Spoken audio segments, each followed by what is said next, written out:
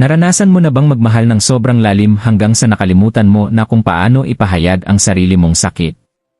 Naranasan mo na bang umiti sa harap ng iba habang ang puso mo ay tahimik na nadudurog sa loob? Ito ang nakatagong katotohanan tungkol sa Taurus. Hindi sila malamig. Hindi sila walang emosyon.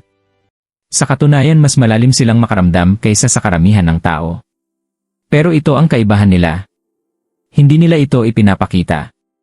Mananatiling matatag ang Taurus kahit nasasaktan sila. Mananatili silang tahimik kahit nadidismaya sila. Patuloy silang magmamahal kahit pakiramdam nila ay hindi sila napapahalagahan. At ang pinakanakakatakot na bahagi, maaaring hindi mo kailanman mapansin kung gaano sila nasasaktan hanggang sa isang araw, tuluyan na silang mawala. Dahil ang Taurus ay hindi basta-basta nasisira ng malakas. Sila ay nasisira ng tahimik.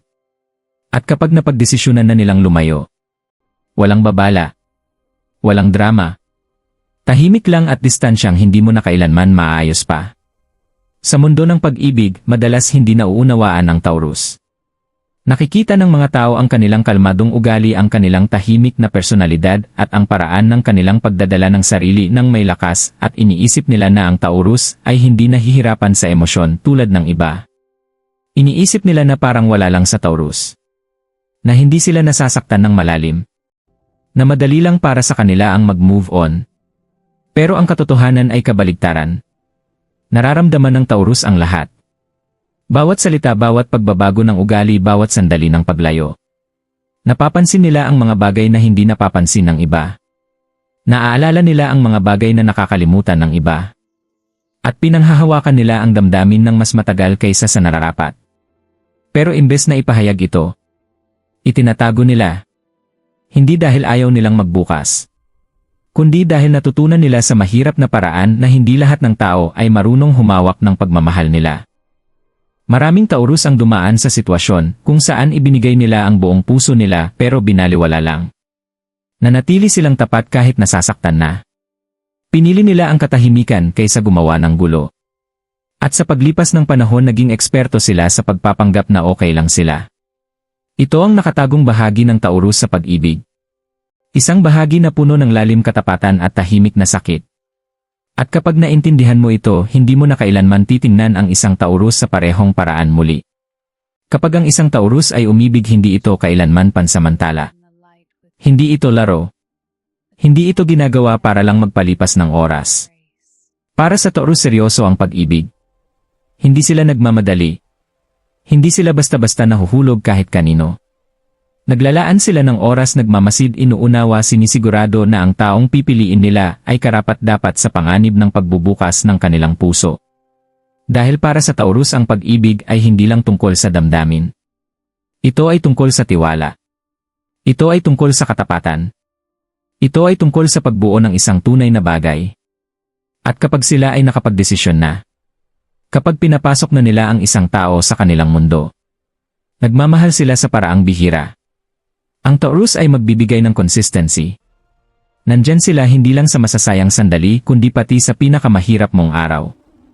Naaalala nila ang maliliit na detalye tungkol sa iyo, ang mga bagay na nagpapangiti sa iyo at ang mga bagay na nagpapasakit sa iyo. Hindi lang nila sinasabi ang imahal kita. Ipinapakita nila ito sa pamamagitan ng kanilang kilos, sa pamamagitan ng kanilang effort, sa pamamagitan ng kanilang presensya. Pero ito ang bahagi na hindi naintindihan ng karamihan.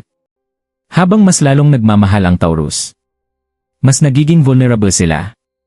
At dahil hindi sila madaling magbukas, kapag ginawa na nila ito, ibinibigay nila ang bahagi ng sarili nila na hindi nila ibinibigay kahit kanino.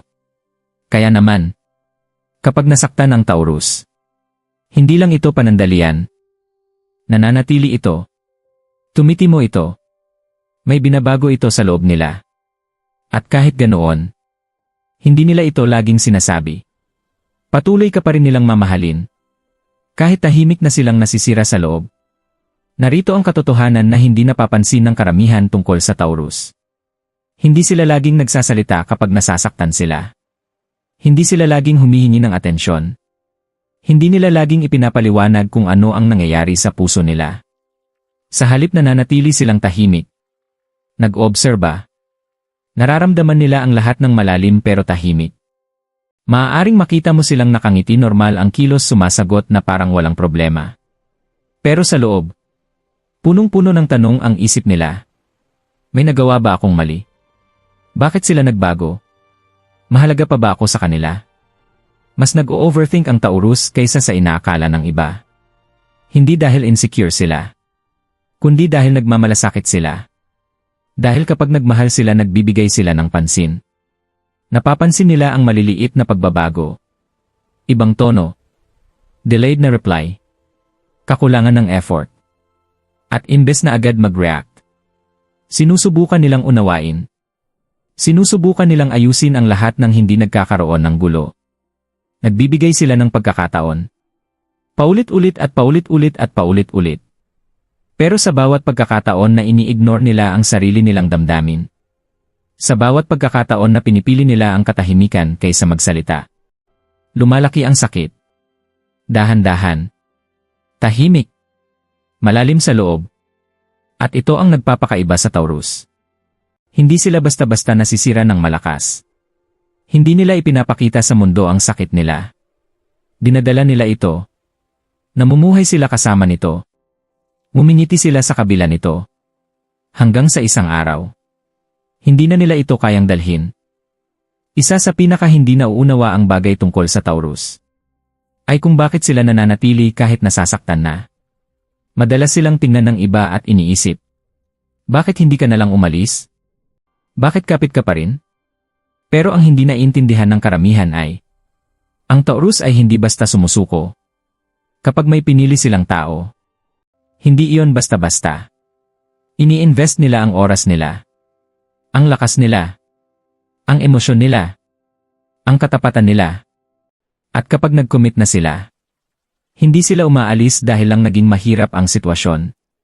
Naniniwala sila sa pag-aayos ng mga bagay. Naniniwala sila sa pagharap sa mga problema.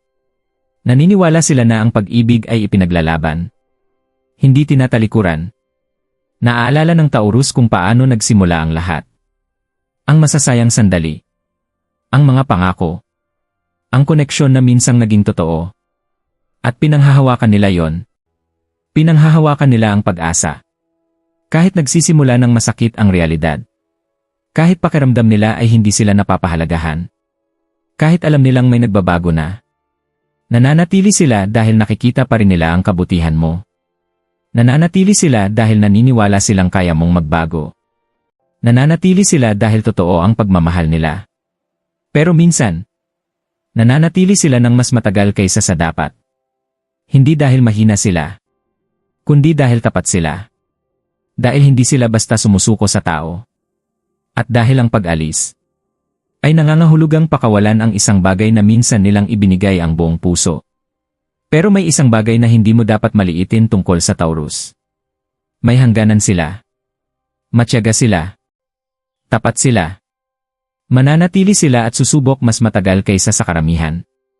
Pero kahit ang Taurus may breaking point. At ang nakakatakot na bahagi ay, hindi mo ito palaging makikita.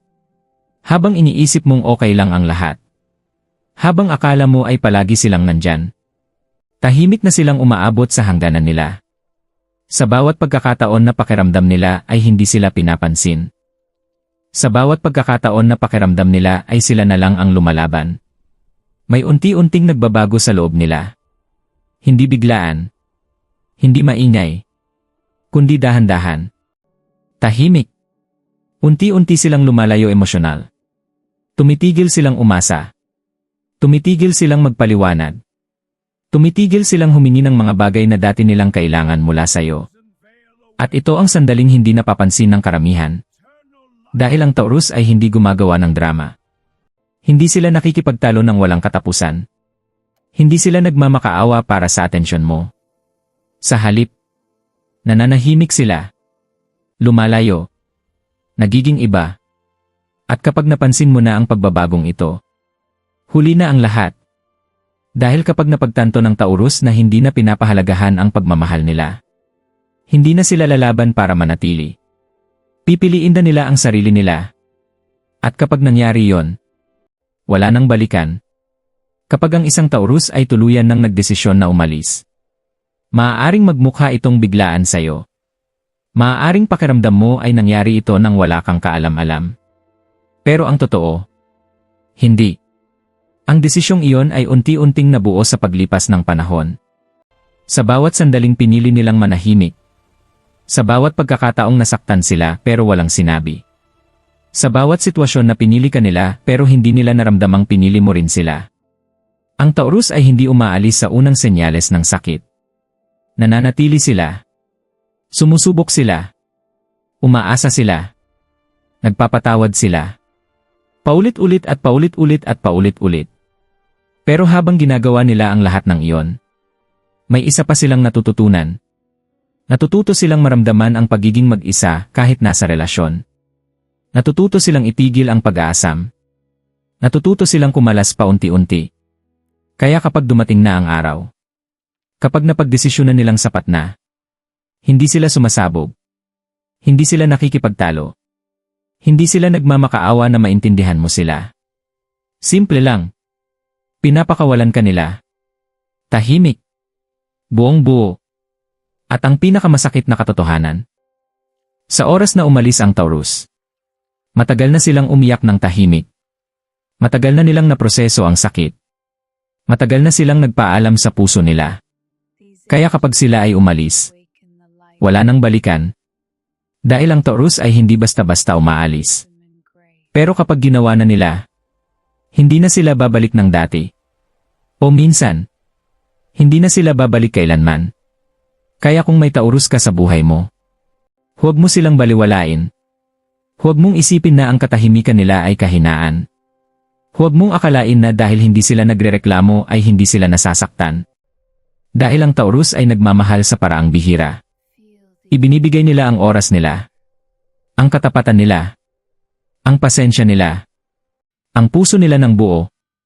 At hindi lahat ay kayang magmahal ng ganoon. Pero ito ang katotohanan.